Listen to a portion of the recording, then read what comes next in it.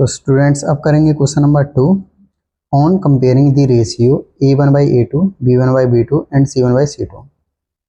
Find out whether the lines representing the following pair of linear equation intersect at a point, are parallel और coincident.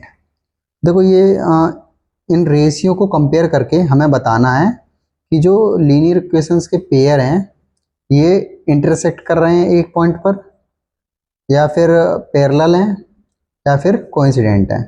और जो ये pair दिए हुए हैं इनसे लाइन कैसी बनेगी, इंटरसेक्टिंग लाइंस बनेगी या पैरेलल लाइन बनेगी या फिर कोइंसिडेंट लाइन बनेगी। ठीक है, तो इस क्वेश्चन को करने से पहले ना आपको थोड़ा कॉन्सेप्ट पता होना चाहिए, क्योंकि मैंने बताता हूँ आपको। जैसे ये देखो, ये पेयर ऑफ लीनियर इक्वेशंस हैं, इस फॉर्म में दिए होंगे। ठीक है, अगर नहीं दिए होंगे तो बनाएंगे इस फॉर्म में। ठीक है, जब a1/a2 not equal to b1/b2 आएगा तो कौन सी लाइंस होंगी, इंटरसेक्टिंग लाइंस। और a1/a2 equal to b1/b2 not equal to c1/c2 होगा तो लाइंस कैसी मिलेंगी, पैरेलल लाइंस। और a1/a2 equal to b1/b2 equal to c1/c2 होगा तो कोइंसिडेंट लाइंस या फिर कोइंसाइड लाइंस। ठीक है, तो इस बात का आप ध्यान रखें, इसको नोट भी कर सकते हैं। ठीक है, तो चलो सॉल्व करते हैं। अब इसको दिए हुए पेयर लीनियर इक्वेशन के पेयर को कंपेयर करेंगे। किससे कंपेयर करेंगे, a1x plus b1y plus c1 equal to 0 और a2x plus b2y plus c2 equal to 0। देखो अब इसको इससे कंपेयर करेंगे, पहली वाली इक्वेशन को पहले वाले इक्वेशन से और सेकंड वाली इक्वेशन को सेकंड वाली इक्वेशन से। एक्स एक्स इधर है, a1 की वैल्यू कितनी हो गई 5। ठीक है, और b1 की वैल्यू कितनी हो गई -4 और c1 की वैल्यू कितनी हो गई 8। ठीक है, अब इधर ध्यान देंगे, a2 की वैल्यू कितनी हो गई 7, b2 की वैल्यू कितनी हो गई 6, c2 की वैल्यू कितनी हो गई -9। ठीक है, इतना आपको समझ में आ गया।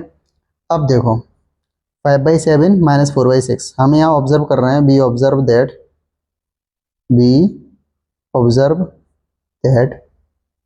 5/7 नॉट इक्वल टू -4/6।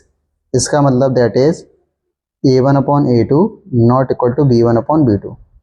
जब ये कंडीशन हो तो लाइंस कैसी होंगी, लाइंस हमारी कैसी होंगी, इंटरसेक्टिंग लाइंस। तो लिख देंगे hence lines intersect at a point. ठीक है भैया, ये फर्स्ट वाले पार्ट का अपना आंसर हो गया। तो अब इसके सेकंड वाले पार्ट को भी करेंगे। ठीक है, इसको भी कंपेयर करेंगे इस वाले पेयर से। तो अगर कंपेयर करेंगे तो a1 की वैल्यू कितनी रहेगी अपने पास 9 रहेगी, a2 की वैल्यू क्या रहेगी 3, सॉरी a1 b1 की वैल्यू है ना, और c1 की वैल्यू क्या रहेगी 12, a2 की वैल्यू रहेगी 18, b2 की वैल्यु रहेगी 6 और c2 की वैल्यू रहेगी 24। ठीक है, चलो तो हम यहाँ ऑब्जर्व क्या कर रहे हैं, we observe that 9/18 equal to 3/6 equal to 12/24। जब आप इन सबको काटोगे ना तो आपका आंसर क्या आएगा 1/2, 9 2 18, 3 2 6, 12 2 24। तो that is a1/a2 equal to b1/b2 equal to c1/c2। जब ये कंडीशंस आएगी तो हमारी लाइंस कैसी होंगी, आपने देखा था लाइंस कैसी होंगी, कोइंसाइड लाइंस। तो हेंस लाइंस आर कोइंसिडेंट। ठीक है भैया, तो ये यहाँ पे सेकंड वाला पार्ट इसका कंप्लीट हो गया है। अब इसके थर्ड वाले पार्ट को भी करेंगे अपन। ठीक है, चलो थर्ड वाले पार्ट को सॉल्व करेंगे। थर्ड वाले पार्ट को भी किससे कंपेयर करेंगे, इस वाले पेयर से a1x plus b1y plus c1 equal to 0 और a2x plus b2y plus c2 equal to 0।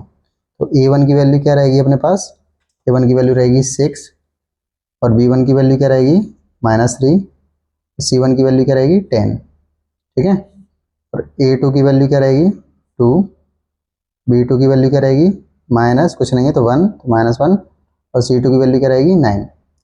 तो देखो हम क्या कर रहे हैं, इधर 6/2 लिखा है और -3/-1 लिखा है और 10/9 लिखा है। तो इससे तो ये कट ही गया, 2 3 या 6 तो 3/1 आ गया, और ये तो बराबर है ही नहीं तो ये ऐसा हो गया। That is a1/e2 equal to b1/b2 not equal to c1/c2। जब ऐसी कंडीशन आएगी हमारी लाइंस कैसी होंगी, hence lines are parallel lines. ठीक है, तो इसी के साथ यहाँ पे क्वेश्चन नंबर 2 कंप्लीट हो चुका है। आई होप आपको समझ में आ गया होगा। ठीक है।